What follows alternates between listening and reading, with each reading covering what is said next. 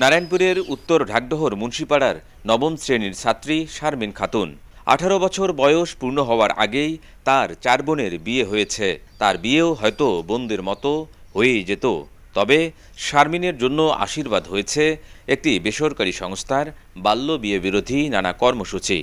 আমি ক্লাস 9-এ পড়ি। আমরা পাঁচ বোন। আমার 4 বোনের বিয়ে হয়ে গেছে। তারা কেউ মেট্রিক পাস করতে পারেনি, তাদের অল্প বয়সে বিবাহ হয়ে গেছে। আর আমি এই সিএনবি প্রকল্প থেকে সাহায্য পেয়ে আমি এখনও পড়াশোনা করতেছি। আমার এখনও বিয়ে হয়নি।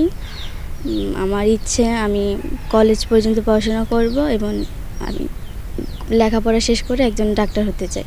4 মেয়েকে তো মনে করেন যে অল্প বয়সে বিয়ে দিছি, তখন কোনো একটা সংস্থা থেকে এলে পাই নেই। এখন এই সিএনবি থেকে আমি 17,000 টাকা পাইছি, ওই যে ওই বাস্তার দ্বারায়, গোবিন্দর দ্বারায়। ওইখান থেকে আমি টাকা দিয়ে কিছু ছাগল বেড়া কিনছি, হাঁস মুরগি কিনছি, এগুলা বেচে মেয়েকে লেখাপড়া করাইতেছি। এটাকে আমি অল্প বয়সে বিয়ে দেবো না, এটাকে আমি পড়াশোনা করাবো। নদী বিচ্ছিন্ন এবং চরাঞ্চল নারায়ণপুর ইউনিয়নে হরহামেশাই ঘটে বাল্য বিয়ের ঘটনা। এর নানা কারণ থাকলেও দায়ী করা হয় অসচেতনতাকেই। এতে কিশোর কিশোরীদের নানা রকম স্বাস্থ্য জটিলতা সহ পারিবারিক অশান্তি সৃষ্টি হয়। তাই সচেতনতা বাড়ানো সহ নানা উদ্যোগে কমিয়ে আনার চেষ্টা চলছে বাল্য বিয়ে। এই মহিদেব সংগঠন আমাকে অনেক সাহায্য করেছে। প্রথমে আমাকে শিখিয়েছে বাল্যবিবাহ করা যাবে না। ট্রেনিংয়ে আমাদের সবাইকে বলেছে বাল্যবিবাহ করলে অনেক সমস্যা হতে পারে। আর এই সংগঠন আমাকে টাকা দিয়ে সাহায্য করেছে। এই টাকা দিয়ে আমার বাবা মা আমাকে পড়াশোনার খরচ দিয়েছে এবং মেশিন কিনে দিয়েছে। আমার বড় হয়ে ইচ্ছা পড়াশোনা করে ডাক্তারি হওয়ার ইচ্ছা। এই সংস্থা থেকে যে সহযোগিতা করছে আমাকে, আমি এই সংস্থা থেকে সহযোগিতা পাওয়া অনেক একটু লাভবান হয়েছি। আমার আরও একটু আগ্রহ বাড়ার কারণে আমি মেয়েকে মাঝে ভালোভাবে পড়াশোনা করতে পারতেছি। তার ছোটোবেলা থেকে পড়াশোনা করার ইচ্ছা। আপনাদের সংস্থা থেকে আমি অনেক সাহায্য পেয়েছি, টাকা দিয়েছেন। সেই টাকা দিয়ে আমি একটা মেশিন কিনে দিয়েছি, তার পাশাপাশি পড়াশোনার কিছু সাহায্য করতেছি। যখন ক্লাস 6-এ ছিলাম তখন আমাকে বিয়ে দিতে চাইছিল, কিন্তু আমি বিয়ে করিনি। এসএসসি পাস করেছি, তখন আমি মহিদেব থেকে টিটিসি কুড়িগ্রাম টিটিসিতে 2 মাস ট্রেনিং করেছি। তারপর আমি পড়াশোনা করে একটা টেলারিংয়ের দোকান দিয়ে নিজের পায়ে দাঁড়িয়ে তারপর বিয়ে করব। বাল্য বিবাহ সম্পর্কে জনগণকে সচেতন করে থাকি। সেই সাথে আমাদের প্রত্যেক মাসে ইউনিয়ন পরিষদ আমাদের একটি কমিটি আছে, ইউসিএমবিসি চেয়ারম্যান মহোদয়ের সাথে আমাদের প্রত্যেক মাসিক মিটিং হয়। সেই মিটিংয়ে আমরা এই সম্পর্কে অবগত থাকি।